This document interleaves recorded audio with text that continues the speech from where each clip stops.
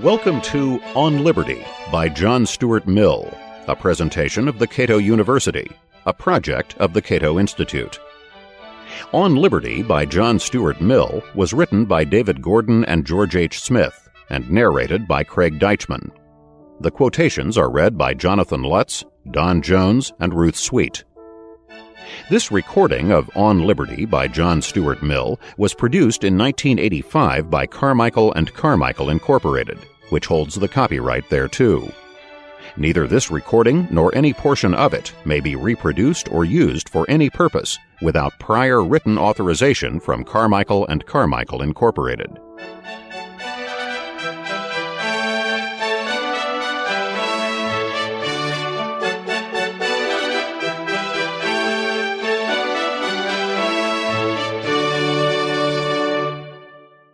Someone who can read Greek at age 3 is worth a second glance.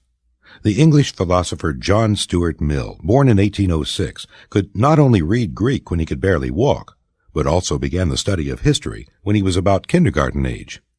In his autobiography, Mill recalls his early education. I have no remembrance of the time when I began to learn Greek.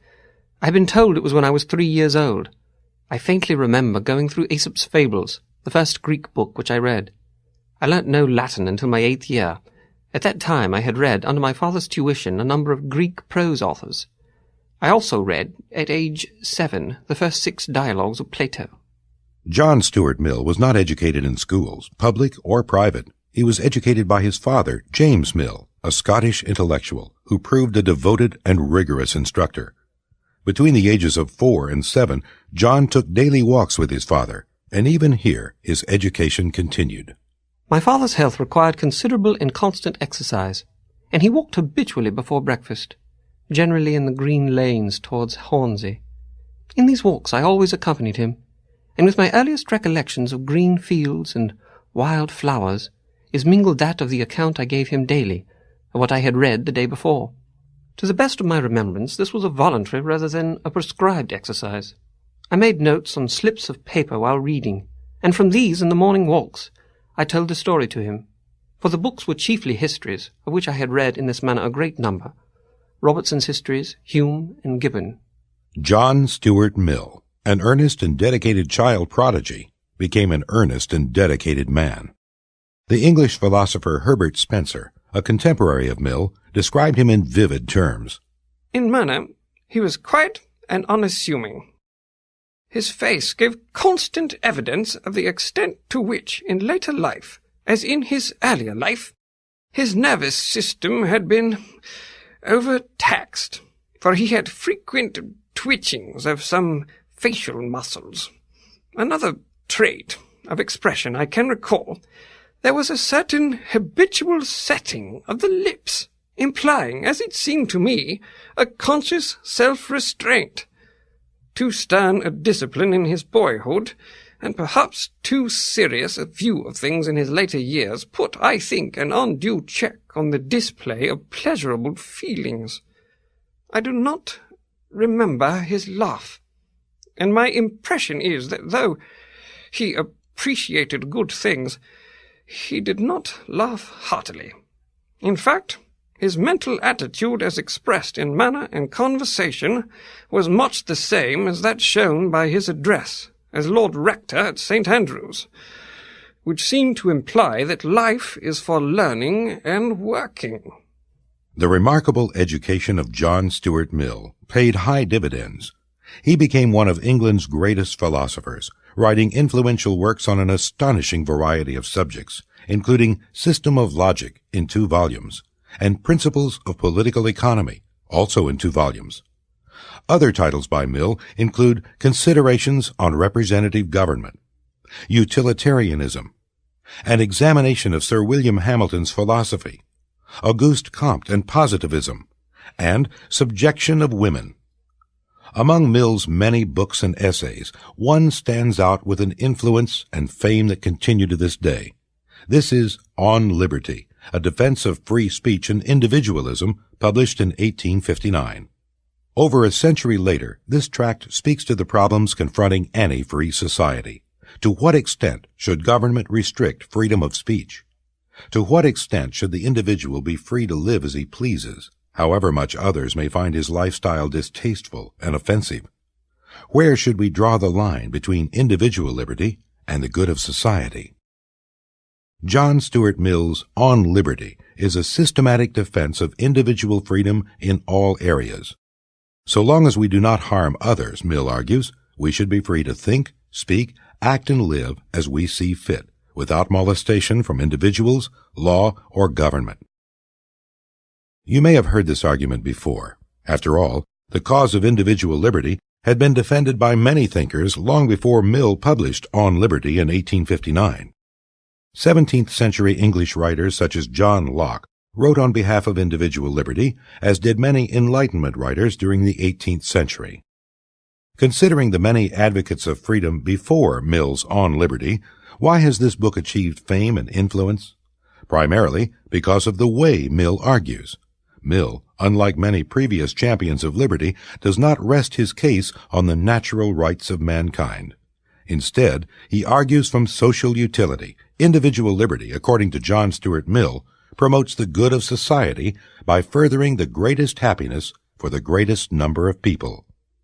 This greatest happiness principle, this principle of social utility, was the foundation of Mill's political thought, and it set him apart from earlier defenders of freedom.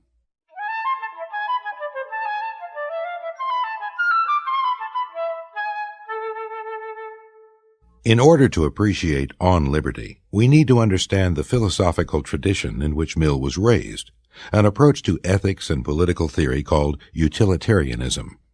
John Stuart Mill, like his father James, was deeply influenced by an English philosopher named Jeremy Bentham, and Bentham established the school of thought in England known as Utilitarianism.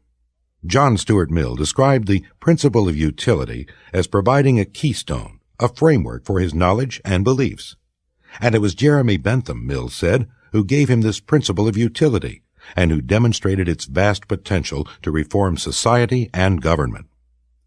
In Bentham's version of utilitarianism, we find marked hostility to any moral or political theorizing based on natural rights.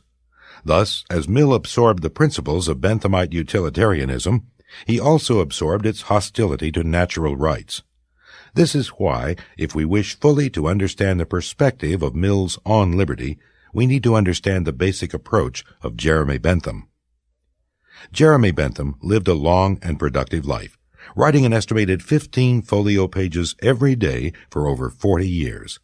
Bentham's diverse and complex writings are united by a consuming passion to place ethics and politics on a precise scientific foundation. Bentham was highly critical of English common law, which he believed was infested with irrational and conflicting precedents and customs.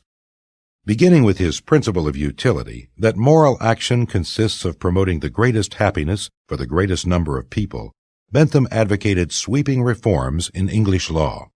Government and law, Bentham maintained, should be constructed to promote the greatest happiness for the greatest number.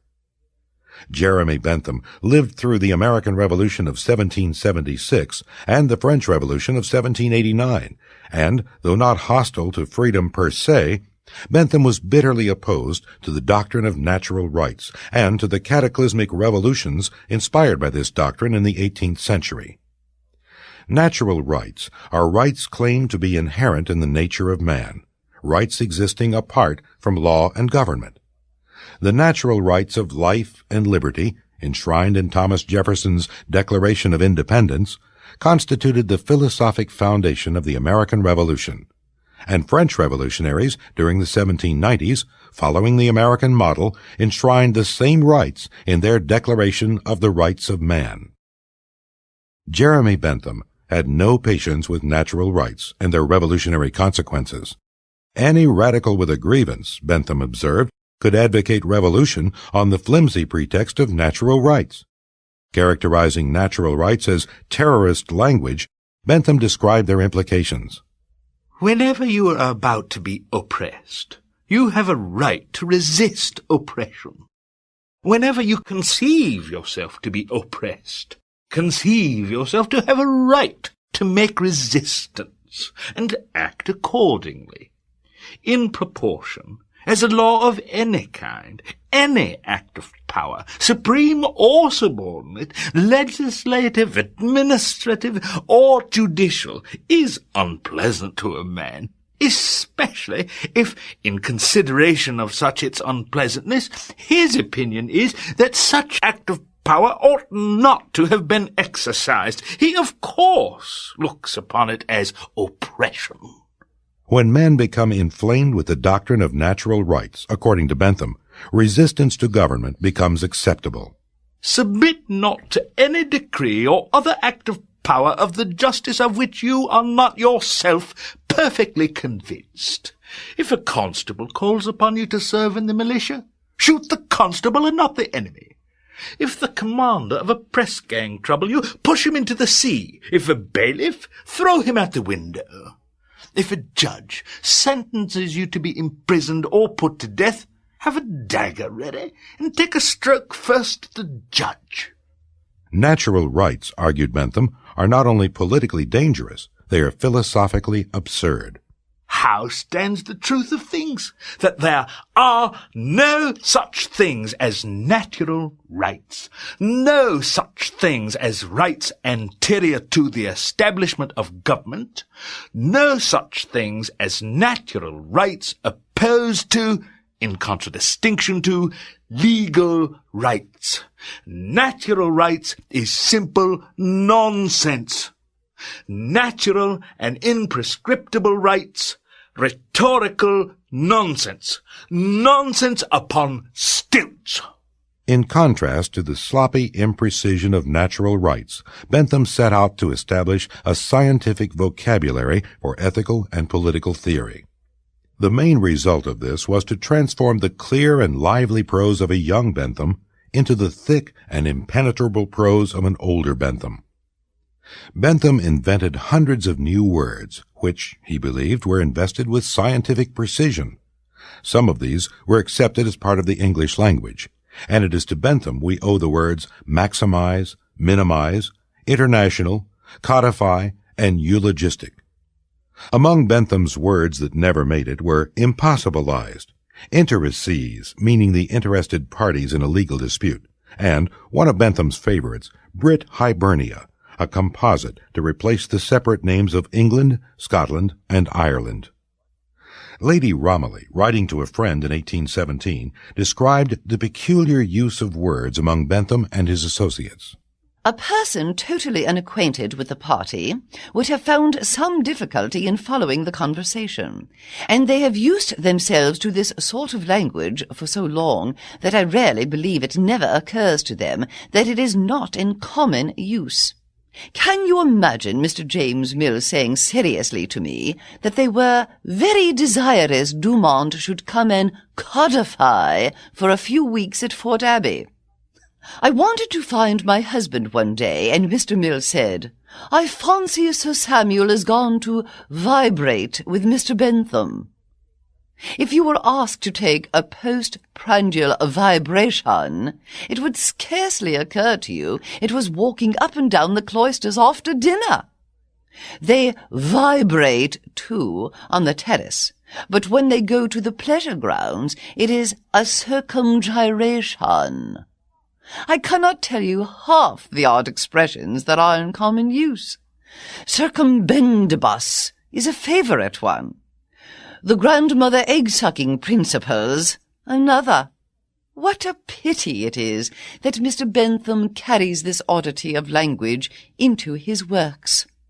Bentham's unusual writing style, especially in later life, required disciples to translate his thoughts into understandable English. The English humorist Sidney Smith put it well. Neither gods, men, or booksellers can doubt the necessity of a middleman between Mr. Bentham and the public. Mr. Bentham is long. Mr. Bentham invents new and alarming expressions. Mr. Bentham loves division, and he loves method itself more than its consequences. Those only, therefore, who know his originality, his knowledge, his vigour, and his boldness, will recur to the works themselves. The great mass of readers will not purchase improvement at so dear a rate, but will choose rather to become acquainted with Mr. Bentham through the medium of the reviews, after that eminent philosopher has been washed, trimmed, shaved, and forced into clean linen. Early in his career, Bentham tried to implement his legal reforms by appealing to aristocratic rulers, a method favored by many reformers during the 18th century Enlightenment. He traveled to Russia, hoping to interest Tsarina Catherine II in his rational legal code, and to secure her backing for his beloved Panopticon. The Panopticon, a pet project of Bentham's for many years, was a model prison shaped like a pentagon, with one overseer situated in the center where he could observe every action of every prisoner. Jeremy Bentham had a mania for efficiency, and his spider-webbed Panopticon was nothing if not efficient. But the British and Russian governments did not share Bentham's enthusiasm, much to his bitter disappointment, so Bentham moved on to other reforms. In 1802, James Mill, the son of a Scots cobbler and the father of John Stuart Mill, moved to London, where he soon became an admirer and devoted disciple of Jeremy Bentham. These two men worked in close collaboration, and Mill's writing translated Bentham's ideas into straightforward, vigorous prose. It was through the many articles of James Mill, such as those appearing in the Encyclopaedia Britannica on education, government, and freedom of the press, that the utilitarian philosophy of Jeremy Bentham became the foundation for a political movement. This was a movement to which John Stuart Mill devoted many years of his life. In 1822, James Mill gave his son a book on the subject of legislation. The author of this book was none other than Jeremy Bentham, and it transformed the life of young John Stuart Mill. On reading Bentham, John said, "The feeling rushed upon me that all previous moralists were superseded, and that here indeed was the commencement of a new era in thought." Mill discovered Bentham's principle of utility, the greatest happiness for the greatest number, and he was awed by Bentham's systematic effort to construct legislation around this principle. "This discovery," Mill said, "was an epoch in my life, one of the turning points in my mental history." I had become a different being. The principle of utility, understood as Bentham understood it, applied in the manner in which he applied it, fell exactly into its place as the keystone which held together the detached and fragmentary component parts of my knowledge and beliefs. It gave a unity to my conception of things. I now had opinions, a creed, a doctrine, a philosophy, in one of the best senses of the word, a religion, the inculcation and diffusion of which could be made the principal outward purpose of my life.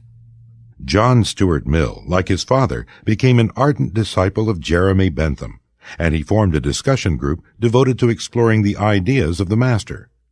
It was in this group, as Mill explains, that followers of Bentham first used the term utilitarian to describe themselves.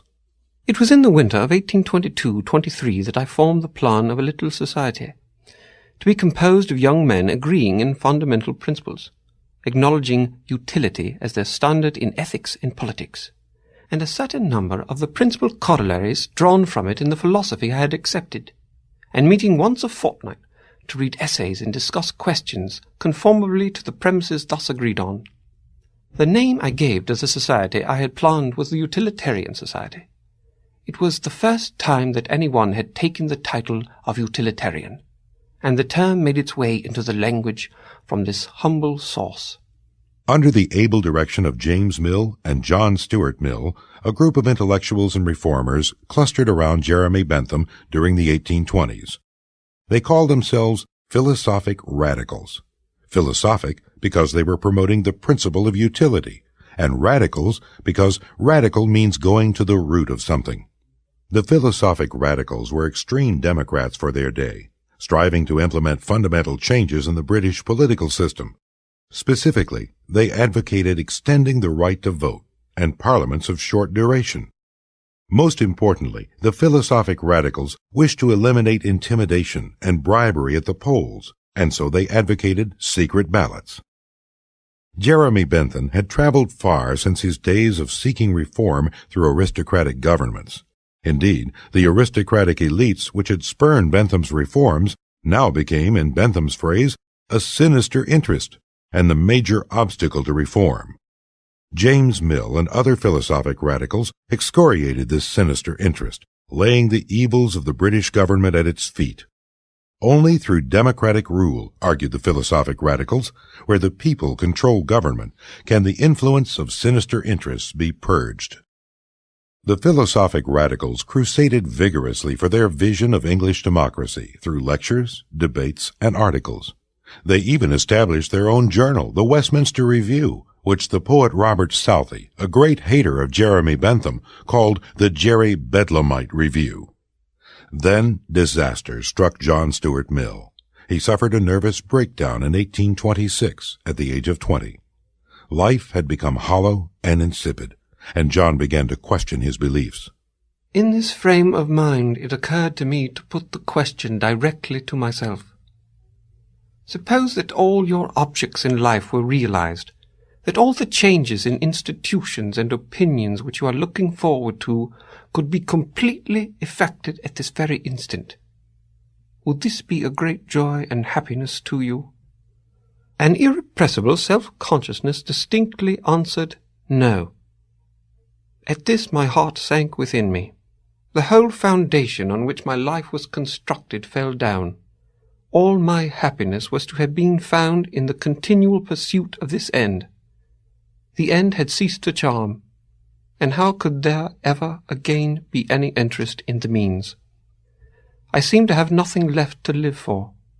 John Stuart Mill sought comfort in poets and philosophers who were disliked intensely by the philosophic radicals.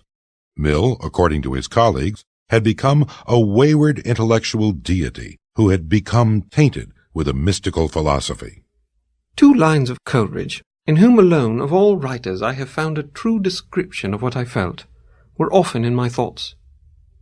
Work without hope draws nectar in a sieve, and hope without an object cannot live. I frequently asked myself, if I could, or if I was bound to go on living when life must be passed in this manner, I generally answered to myself that I did not think I could possibly bear it beyond a year. Dropping out of political activism for several years, Mill returned to the cause of philosophic radicalism in the 1830s, his utilitarian principles largely intact. But changes had crept into his political views. Though still an advocate of democratic reform, Mill had become skeptical about the future of liberty in a democracy. A democratic majority, he realized, is likely to suppress unpopular minority viewpoints and lifestyles. This is the fundamental problem John Stuart Mill explores in On Liberty.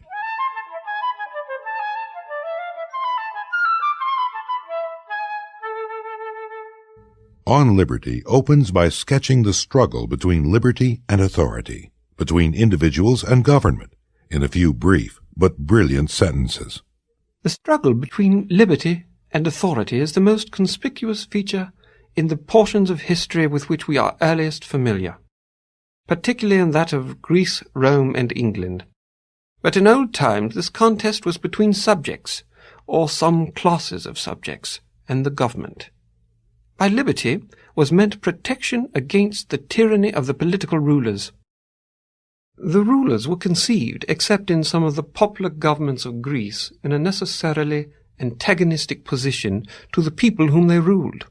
They consisted of a governing one, or governing tribe or caste, who derived their authority from inheritance or conquest, who, at all events, did not hold it at the pleasure of the governed. To prevent the weaker members of the community from being preyed upon by innumerable vultures, it was needful that there should be an animal of prey stronger than the rest, commissioned to keep them down. Eventually, Mill points out, people sought ways to restrict the power of their own governments. But as the king of the vultures would be no less bent upon preying on the flock than any of the minor harpies, it was indispensable to be in a perpetual attitude of defence against his beak and claws. The aim, therefore, of patriots was to set limits to the power which the ruler should be suffered to exercise over the community. And this limitation was what they meant by liberty. How did subjects seek to limit the power of government? It was attempted in two ways. First, by obtaining a recognition of certain immunities, called political liberties or rights, which it was to be regarded as a breach of duty in the ruler to infringe, and which, if he did infringe, specific resistance or general rebellion was held to be justifiable. A second, and generally a later expedient, was the establishment of constitutional checks, by which the consent of the community, or of a body of some sort supposed to represent its interests, was made a necessary condition to some of the more important acts of the governing power. To the first of these modes of limitation, the ruling power in most European countries was compelled, more or less, to submit. As governments in Western Europe became more democratic, and as absolute monarchy declined, some thought the struggle for liberty had been won. If the people control government, why worry about limiting government's power? Surely the people don't need to be protected from themselves. But Mill is skeptical. Even a democratic government, he maintains, can destroy liberty. Majorities can tyrannize minorities. Since the French Revolution, it was now perceived that such phrases as self-government and the power of the people over themselves do not express the true state of the case. The people who exercise the power are not always the same people with those over whom it is exercised, and the self-government spoken of is not the government of each by himself, but of each by all the rest. The will of the people, moreover, practically means the will of the most numerous or the most active part of the people, the majority, or those who succeed in making themselves accepted as the majority. The people, consequently, may desire to oppress a part of their number, and precautions are as much needed against this as against any other abuse of power. Political theorists, Mill argues, were becoming acutely aware of the danger to liberty posed by the tyranny of the majority. There is a limit to the legitimate interference of collective opinion with individual independence, and to find that limit and maintain it against encroachment is as indispensable to a good condition of human affairs as protection against political despotism. Having set the stage by emphasizing the dangers to liberty in a democracy, Mill explains the purpose and central theme of his essay, beginning with the principle that liberty should be abridged only when it causes harm. Mill plans to apply this principle to thought, speech, and action. The object of this essay is to assert one very simple principle, as entitled to govern absolutely the dealings of society with the individual in the way of compulsion and control, whether the means used be physical force in the form of legal penalties or the moral coercion of public opinion. That principle is that the sole end for which mankind are warranted, individually or collectively, in interfering with the liberty of action of any of their number is self-protection. That the only purpose for which power can be rightfully exercised over any member of a civilized community against his will is to prevent harm to others. His own good, either physical or moral, is not a sufficient warrant. He cannot rightfully be compelled to do or forbear because it will be better for him to do so, because it will make him happier, because in the opinions of others to do so would be wise or even right. These are good reasons for remonstrating with him, or reasoning with him, or persuading him, or entreating him, but not for compelling him. Mill believes strongly that we should be free to think and act so long as we don't harm others. The only part of the conduct of anyone for which he is amenable to society is that which concerns others. In the part which merely concerns himself, his independence is of right absolute. Over himself, over his own body and mind, the individual is sovereign. After making this argument, Mill qualifies it. The doctrine of liberty, Mill says, doesn't apply to uncivilized countries. Mill, like many writers during the 19th century, distinguishes civilized peoples, mainly Europeans and Americans, from uncivilized peoples. Mill makes this point with his customary directness. It is perhaps hardly necessary to say that this doctrine of liberty is meant to apply only to human beings in the maturity of their faculties. We are not speaking of children or of young persons below the age which the law may fix as that of manhood or womanhood.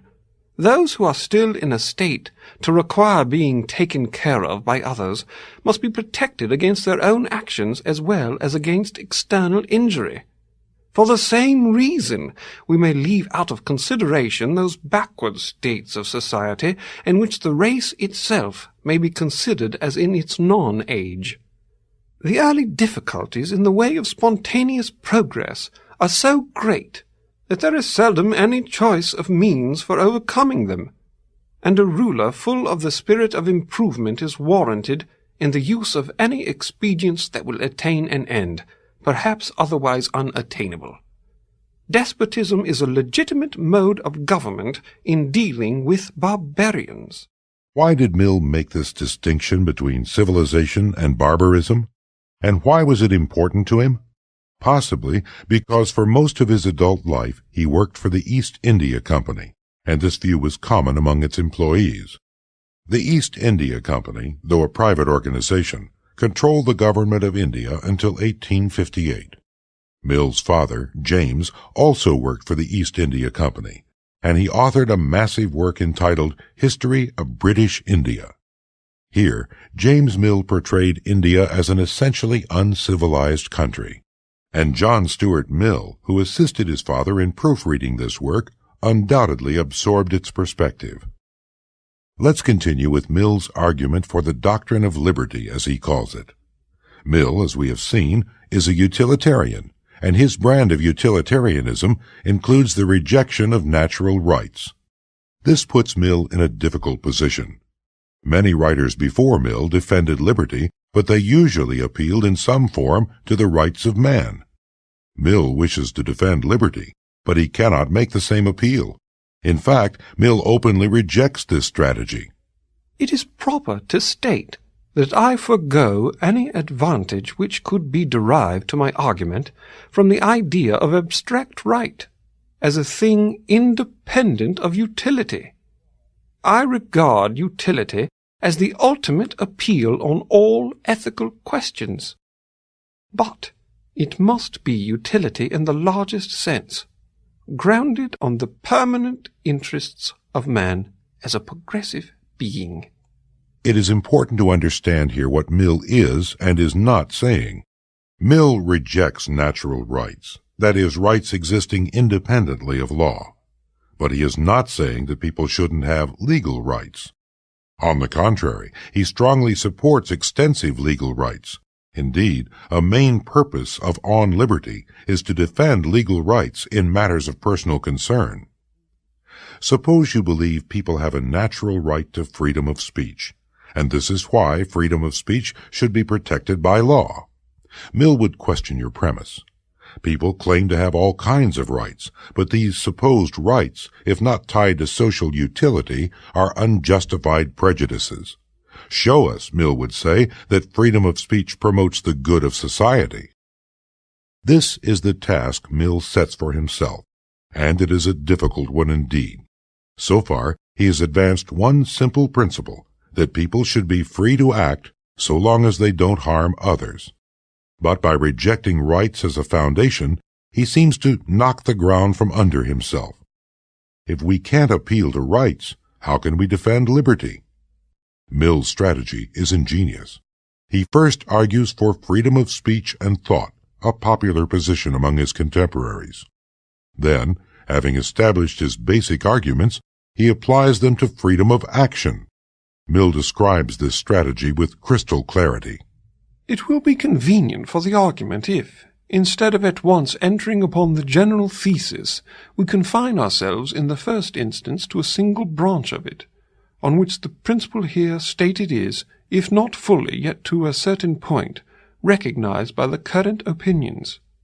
This one branch is the liberty of thought, from which it is impossible to separate the cognate liberty of speaking and of writing. Although these liberties, to some considerable amount, form part of the political morality of all countries which profess religious toleration and free institutions, the grounds, both philosophical and practical, on which they rest are perhaps not so familiar to the general mind, nor so thoroughly appreciated by many even of the leaders of opinion, as might have been expected. Those grounds, when rightly understood, are of much wider application than to only one division of the subject, and a thorough consideration of this part of the question will be found the best introduction to the remainder. Mill now considers what power, if any, government should exercise over freedom of thought and speech. Let us suppose that the government is entirely at one with the people, and never thinks of exerting any power of coercion unless in agreement with what it conceives to be their voice. But I deny the right of the people to exercise such coercion, either by themselves or by their government. The power itself is illegitimate. The best government has no more title to it than the worst. It is as noxious, or more noxious, when exerted in accordance with public opinion than when in opposition to it. Even in a democracy, Mill contends, where the vast majority of people support a belief, dissenters should be free to think and speak. If all mankind minus one were of one opinion, and only one person were of the contrary opinion, mankind would be no more justified in silencing that one person than he, if he had the power, would be justified in silencing mankind. How does Mill justify this assertion? Not, as we said, by appealing to natural rights, but by appealing to the good of mankind. The peculiar evil of silencing the expression of opinion is that it is robbing the human race, posterity as well as the existing generation, those who dissent from the opinion, still more than those who hold it. If the opinion is right, they are deprived of the opportunity of exchanging error for truth. If wrong, they lose what is almost as great a benefit, the clearer perception and livelier impression of truth, produced by its collision with error. Suppose we wish to suppress an unpopular opinion, an opinion we believe to be false. There are two possibilities to consider, according to Mill. First, although we believe the opinion is false, it may turn out to be true. Or, second, the opinion may in fact be false. Mill believes suppression is wrong in either case. Freedom should prevail regardless of whether a belief is correct or incorrect. Again, suppose we suppress a viewpoint we believe is false.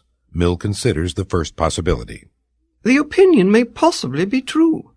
Those who desire to suppress it, of course, deny its truth.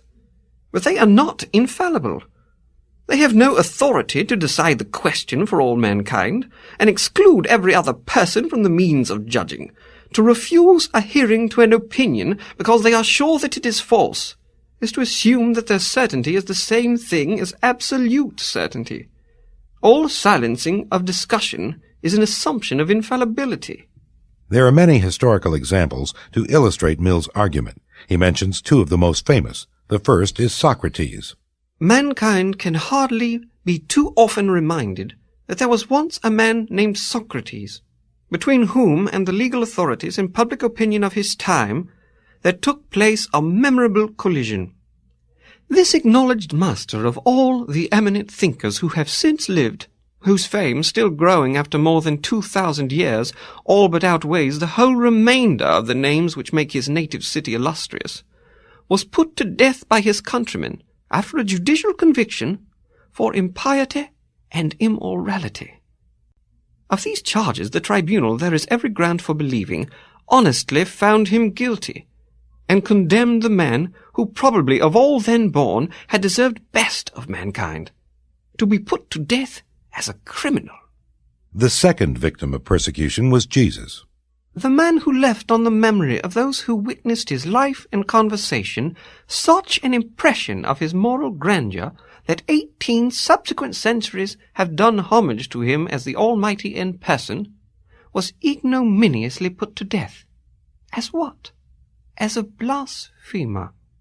Men did not merely mistake their benefactor, they mistook him for the exact contrary of what he was, and treated him as that prodigy of impiety, which they themselves are now held to be for their treatment of him. The persecutors of Socrates and Jesus, Mill argues, were not especially evil. On the contrary, they undoubtedly regarded their actions as serving the interests of society. These were, to all appearance, not bad men, not worse than men commonly are, but rather the contrary. Men who possessed in a full, or somewhat more than a full measure, the religious, moral, and patriotic feelings of their time and people. The very kind of men who, in all times, our own included, have every chance of passing through life blameless and respected. The high priest who rent his garments when the words were pronounced which, according to all the ideas of his country, constituted the blackest guilt, was in all probability quite as sincere in his horror and indignation as the generality of respectable and pious men now are in the religious and moral sentiments they profess. And most of those who now shudder at his conduct, if they had lived in his time and been born Jews, would have acted precisely as he did. Orthodox Christians who are tempted to think that those who stoned to death the first martyrs must have been worse men than they themselves are, ought to remember that one of those persecutors was St. Paul. Let's pause to consider the remarks of Mill's sternest critic, James Fitzjames Stephen, a tough-minded lawyer and judge, and incidentally, the uncle of novelist Virginia Woolf. Stephen wrote an entire book criticizing Mill's On Liberty, and never shirking an unpopular position, he accepted Mill's challenge about the crucifixion of Jesus. Yes, he said, Pilate's actions were justified as a means to maintain social order. Few but the irascible James Stephen would have dared to argue like this. Pilate's duty was to maintain peace and order in Judea and to uphold the Roman power.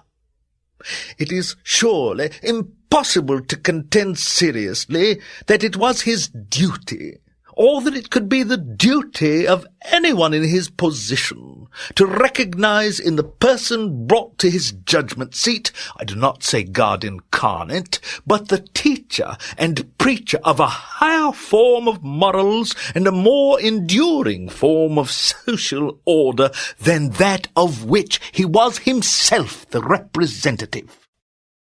To a man in Pilate's position, the morals and the social order which he represents are for all practical purposes final and absolute standards. If, in order to evade the obvious inference from this, it is said that Pilate ought to have respected the principle of religious liberty as propounded by Mr. Mill, the answer is that if he had done so, he would have run the risk of setting the whole province in a blaze. We should mention that although On Liberty praises the character and ethical teachings of Jesus, John Stuart Mill was not a Christian. Indeed, as he indicated in a letter, he feared his book would be denounced as anti-religious. It is likely enough to be called an infidel book in any case, but I would rather people were not prompted to call it so.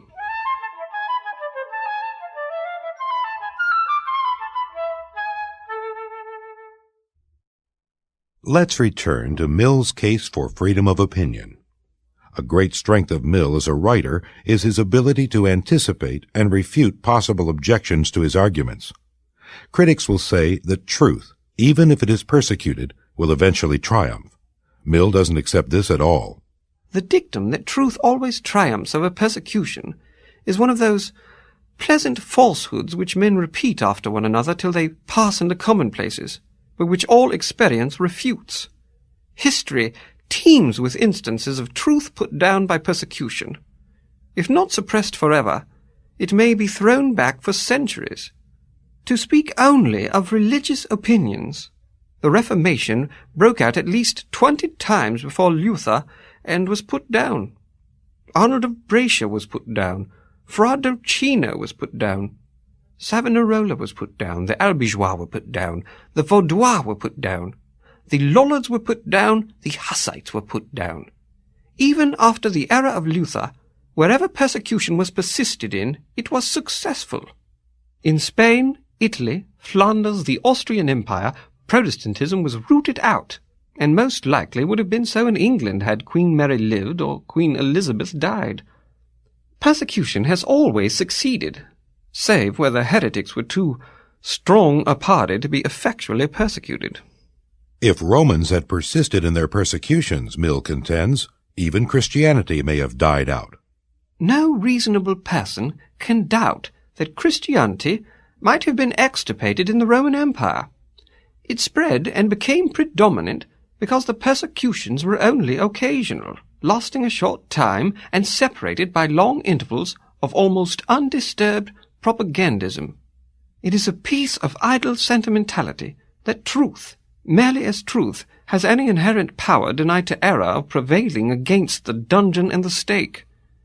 Men are not more zealous for truth than they often are for error, and a sufficient application of legal or even social penalties will generally succeed in stopping the propagation of either.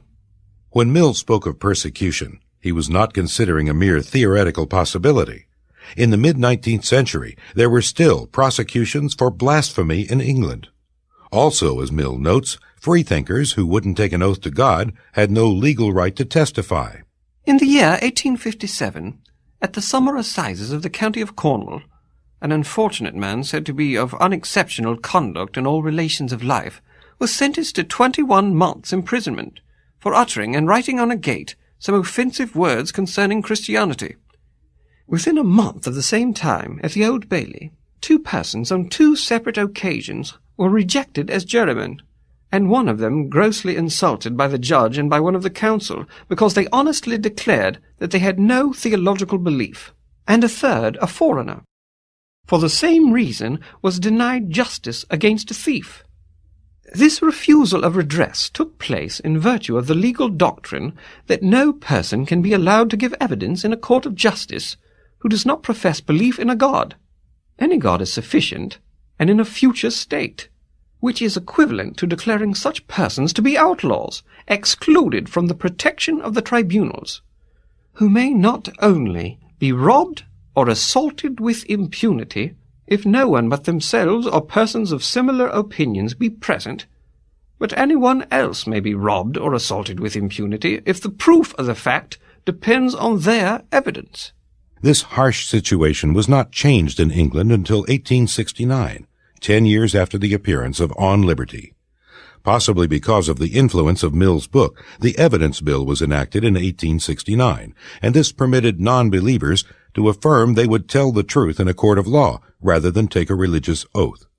The Evidence Bill, in Mill's words, was a great triumph for freedom of opinion. So far, in his argument for freedom of speech, Mill has considered the case where a suppressed opinion may turn out to be true. But Mill, remember, also mentions another case. What if the suppressed opinion is false? Isn't it harder to defend free speech here, especially if we don't appeal to rights? How can a false belief contribute to the good of society? Mill doesn't claim that false beliefs as such benefit society. He does claim, however, that only if false beliefs are allowed to circulate freely will those with correct opinions fully understand their own beliefs. Only if an opinion is contested in public debate, only, as Mill puts it, if it is fully, frequently, and fearlessly discussed, can it be accepted as a living truth. He who knows only his own side of the case knows little of that. His reasons may be good, and no one may have been able to refute them, but if he is equally unable to refute the reasons on the opposite side, if he does not so much as know what they are, he has no ground for preferring either opinion. The rational position for him would be suspension of judgment, and unless he contents himself with that, he is either led by authority or adopts, like the generality of the world, the side to which he feels most inclination. It is not enough to know opposing arguments in the abstract. We must hear them from people who really believe them. Nor is it enough that he should hear the arguments of adversaries from his own teachers, presented as they state them, and accompanied by what they offer as refutations. That is not the way to do justice to the arguments, or bring them into real contact with his own mind. He must be able to hear them from persons who actually believe them, who defend them in earnest, and do their very utmost for them. He must know them in their most plausible and persuasive form. He must feel the whole force of the difficulty which the true view of the subject has to encounter and dispose of. Else he will never really possess himself of the portion of truth which meets and removes that difficulty. The vast majority of people, Mill believes, hold their beliefs uncritically. 99 in 100 of what are called educated men are in this condition, even of those who can argue fluently for their opinions. Their conclusion may be true, but it might be false for anything they know. They have never thrown themselves into the mental position of those who think differently from them, and considered what such persons may have to say. And consequently they do not, in any proper sense of the word, know the doctrine which they themselves profess.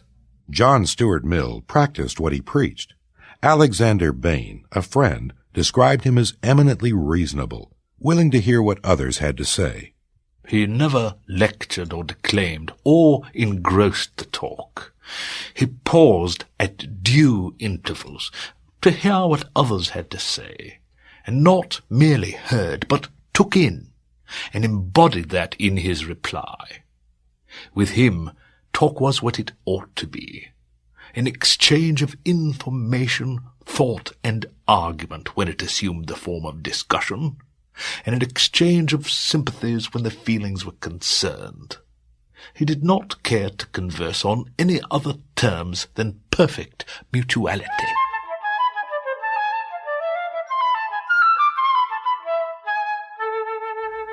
Mill has laid the foundation for his defense of liberty. Having established the principles supporting freedom of thought and speech, Mill applies these principles to freedom of action. Before we look at these arguments, however, let's turn once again to some remarks by Mill's most formidable critic, James Fitzjames Stephen. Stephen called Mill a book in breeches, as narrow as it was possible for a man to be, and as cold as ice. Stephen, who was revolted by what he called the maudlin way of looking at things, was only 4 years old when he told his brother, "You should keep your love locked up as I do." It is hardly surprising that Mill's criticism of persecution left Stephen cold.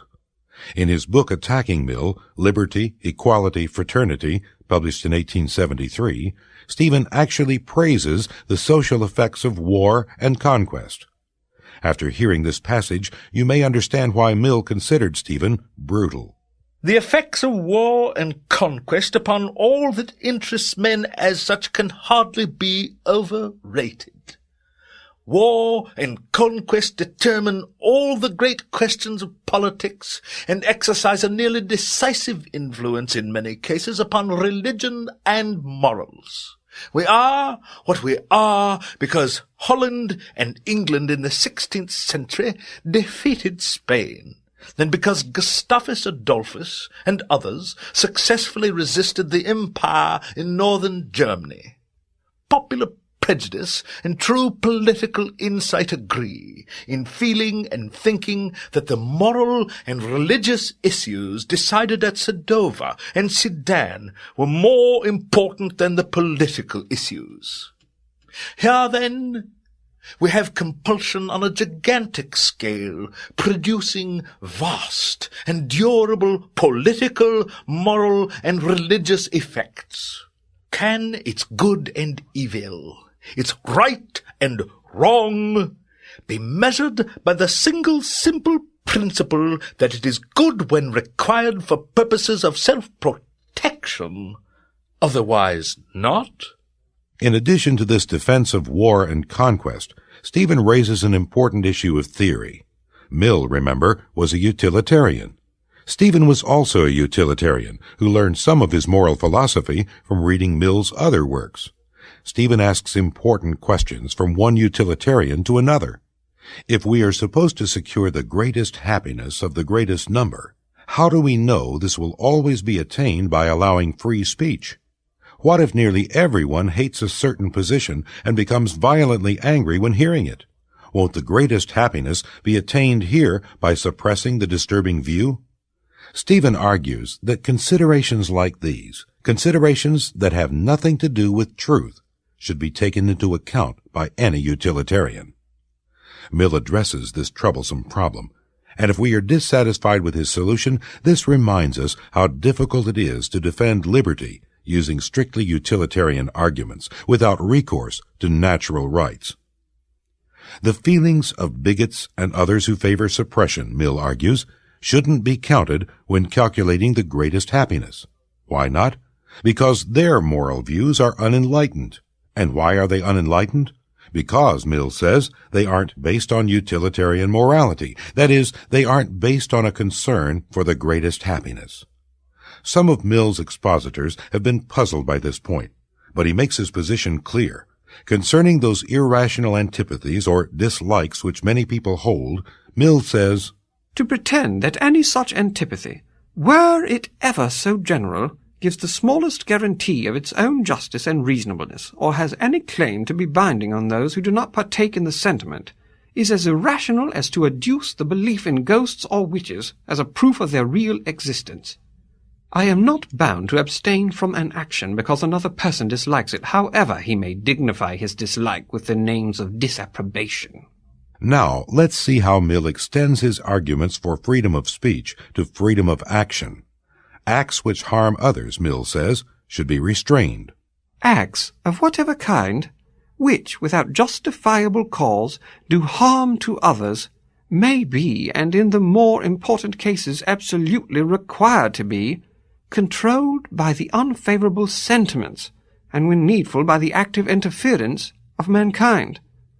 The liberty of the individual must be thus far limited. He must not make himself a nuisance to other people. Acts which do not harm others, on the contrary, should not be restrained. If the individual refrains from molesting others in what concerns them, and merely acts according to his own inclination and judgment in things which concern himself, the same reasons which show that opinion should be free prove also that he should be allowed, without molestation, to carry his opinions into practice at his own cost. Does this mean we should never try to persuade others to abstain from harmful actions? No, says Mill. Persuasion is fine, but persuasion differs from coercion. There is need of a great increase of disinterested exertion to promote the good of others. But disinterested benevolence can find other instruments to persuade people to their good than whips and scourges, either of the literal or the metaphorical kind. Mill extends the arguments he used for freedom of thought to freedom of action. That mankind are not infallible, that their truths, for the most part, are only half-truths, that unity of opinion, unless resulting from the fullest and freest comparison of opposite opinions, is not desirable, and diversity not an evil, but a good, until mankind are much more capable than at present of recognizing all sides of truth, are principles applicable to men's modes of action, not less than to their opinions. As it is useful that while mankind are imperfect there should be different opinions, so is it that there should be different experiments of living, that free scope should be given to varieties of character, short of injury to others, and that the worth of different modes of life should be proved practically when anyone thinks fit to try them. It is desirable, in short, that in things which do not primarily concern others, individuality should assert itself. Social nonconformity, Mill concludes, contributes to social progress.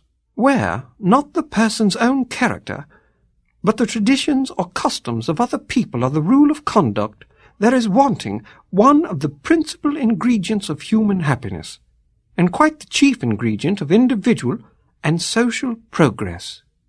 The individual, according to Mill, should be free to develop his unique abilities and talents, and this requires freedom for different, even eccentric lifestyles. In some such insidious form, there is at present a strong tendency to a narrow theory of life, and to the pinched and hidebound type of human character which it patronizes.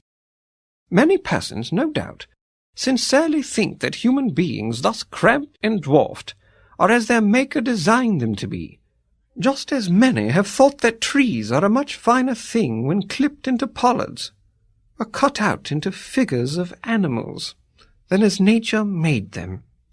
But if it be any part of religion to believe that man was made by a good being, it is more consistent with that faith to believe that this being gave all human faculties that they might be cultivated and unfolded, not rooted out and consumed, and that he takes delight in every nearer approach made by his creatures to the ideal conception embodied in them, every increase in any of their capabilities of comprehension, of action, or of enjoyment. Mill now elaborates on the beauties and benefits of human diversity. It is not by wearing down into uniformity all that is individual in themselves, but by cultivating it and calling it forth, within the limits imposed by the rights and interests of others, that human beings become a noble and beautiful object of contemplation. And as the works partake the character of those who do them, by the same process human life also becomes rich, diversified, and animating, furnishing more abundant element to high thoughts and elevating feelings, and strengthening the tie which binds every individual to the race, by making the race infinitely better worth belonging to. In proportion to the development of his individuality, each person becomes more valuable to himself and is therefore capable of being more valuable to others.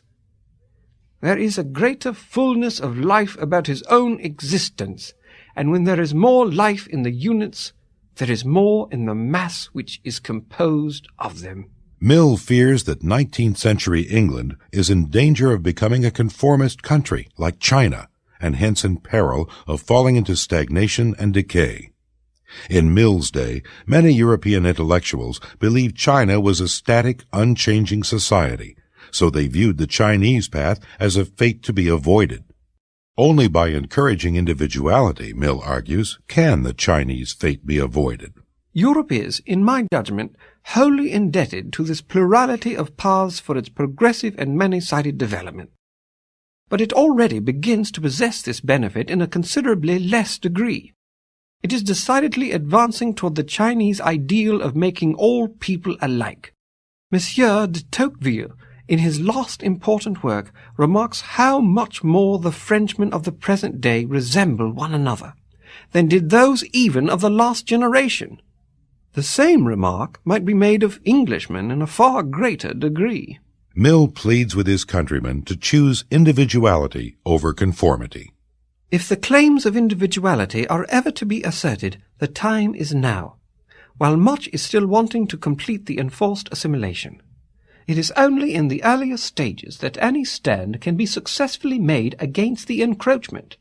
The demand that all other people shall resemble ourselves grows by what it feeds on. If resistance waits till life is reduced nearly to one uniform type, all deviations from that type will come to be considered impious, immoral, even monstrous and contrary to nature. Mankind speedily become unable to conceive diversity when they have been for some time unaccustomed to see it.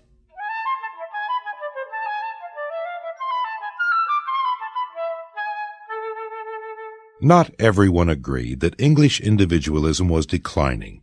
The great English historian Thomas Babington Macaulay criticized On Liberty for exaggerating the danger. What is meant by the complaint that there is no individuality now?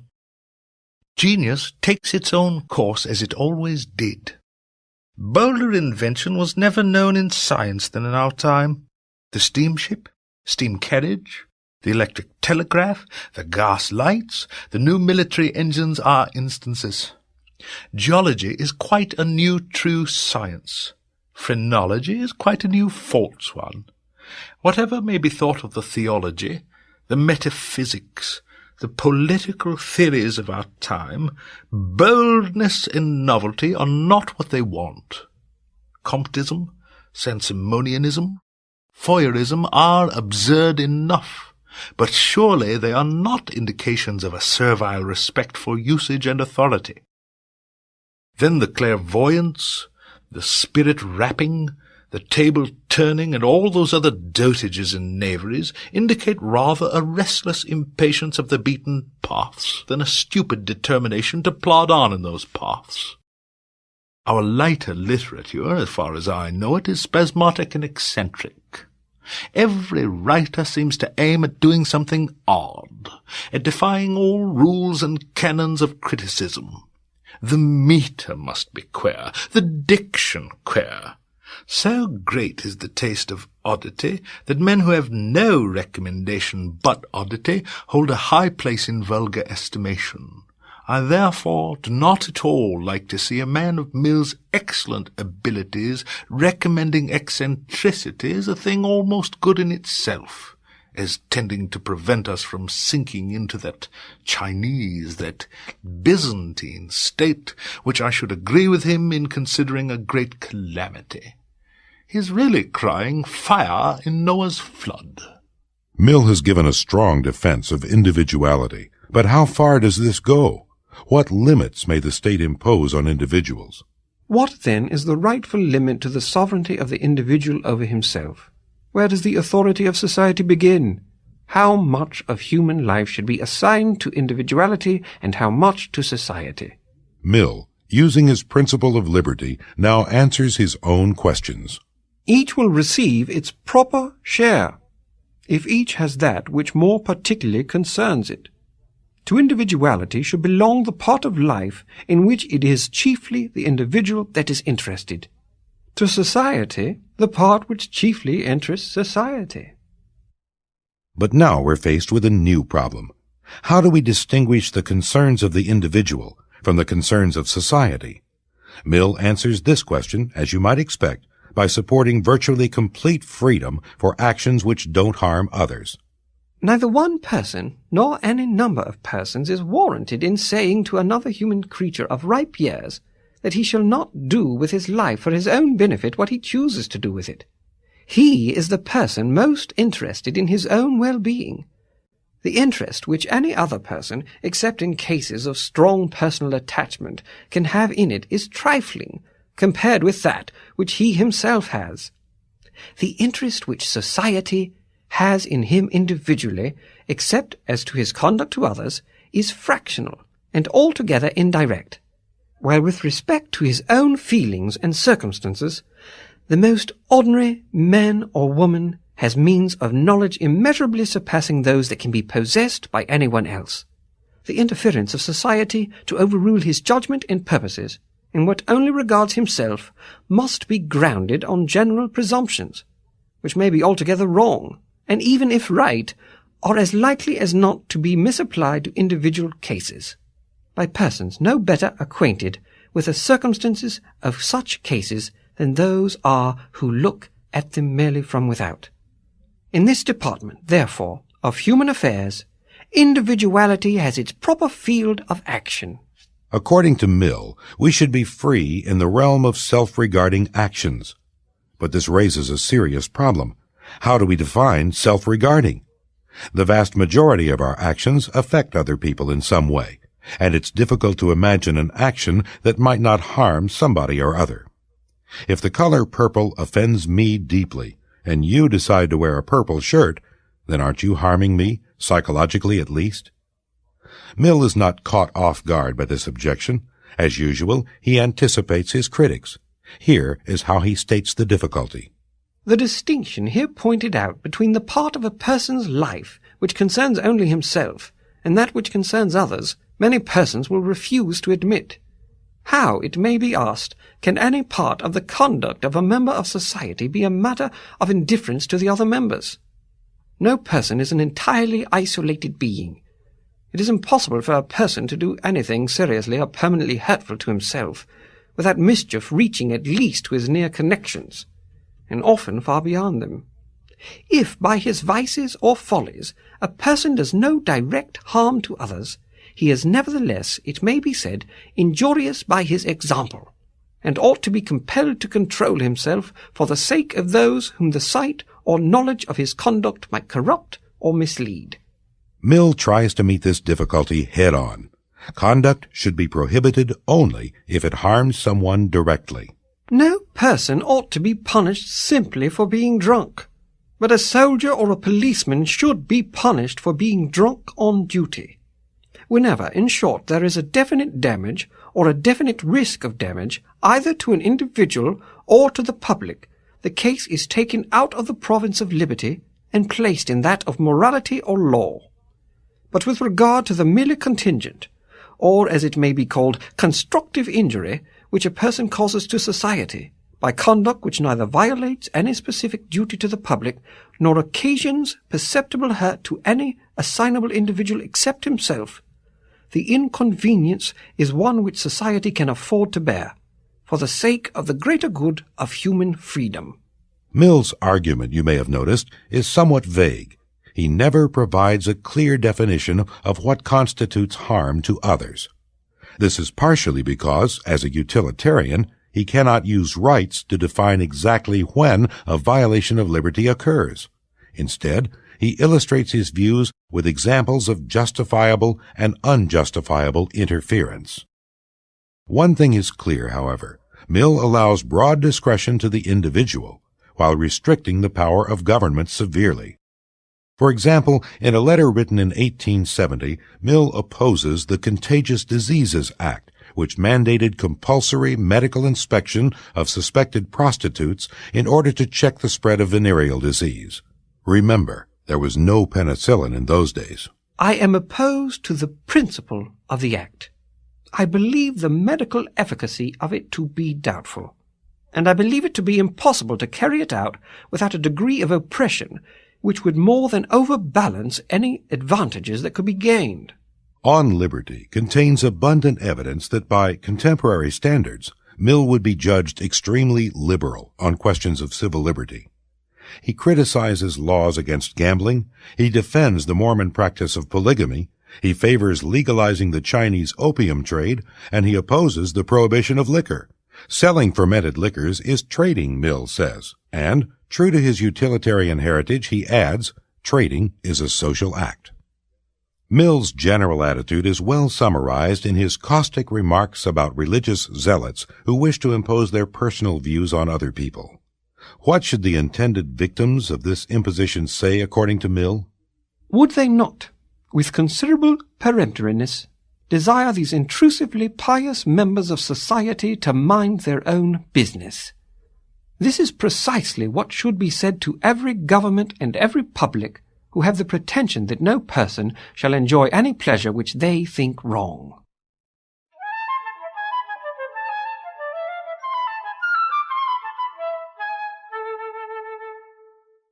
John Stuart Mill expected On Liberty to be controversial, as he indicated in a letter to Alexander Bain. Have you seen any of the recent reviews of the Liberty? People are beginning to find out that the doctrines of the book are more opposed to their old opinions and feelings than they at first saw, and are taking the alarm accordingly and rallying for a fight. But they have in general dealt candidly with me, and not too violently. As was to be expected, they claim for Christian morality all the things which I say are not in it, which is just what I wanted to provoke them to do.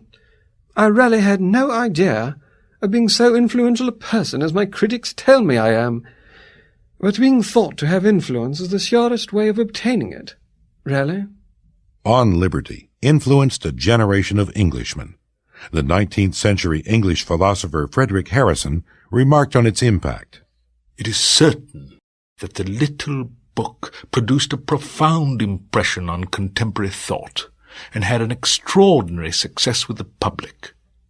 It has been read by hundreds of thousands, and to some of the most vigorous and most conscientious spirits amongst us, it became a sort of gospel.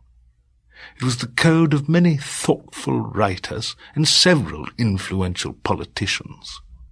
It undoubtedly contributed to the practical programs of liberals and radicals for the generation that saw its birth, and the statute book bears many traces of its influence over the sphere and duties of government. John Stuart Mill's great concern, the preservation of freedom, is elegantly captured in the concluding paragraph of On Liberty. The worth of a state, in the long run, is the worth of individuals composing it.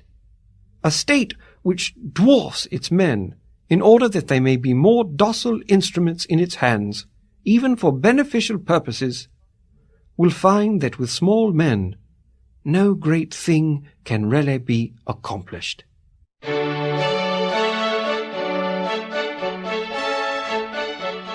If you enjoyed this discussion, you will probably enjoy other products of the Cato Institute, including tapes of policy forums, monographs, books, and publications. For more information on the Cato Institute, write to Cato Institute, 1000 Massachusetts Avenue Northwest, Washington, D.C., 20001, or call 202-842-0200. For a catalog of Cato publications, call toll-free 1-800-767-1241, or visit our site on the World Wide Web at http://www.cato.org. We hope that you have enjoyed this presentation of the Cato University, a project of the Cato Institute.